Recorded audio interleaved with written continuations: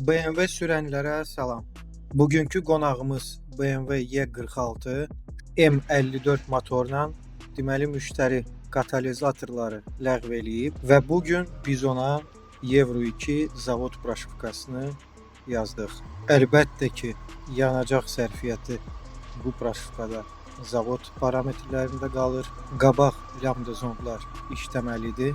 Yəni ki, sistemdən katalizator və katalizatordan sonra datçikləri ləğv olunur. Zavod necə olmalıdır? Check engine işığı xodlamamışdan qabaq yanır, xodlayandan sonra sönür. Hər hansı bir sual sizdə varsa, buyurun, yaza bilərsiniz, əlaqə saxlayıb soruşa bilərsiniz. Bütün suallara mən sizə cavab verə bilərəm. Nəyi və necə həll eləmək lazımdır. Bir daha qeyd edim ki, biz maşınları ancaq diler diaqnostikası ilə yoxlayırıq. Mən isə sizinlə sağollaşıram. Sağ olun, sağ salamat.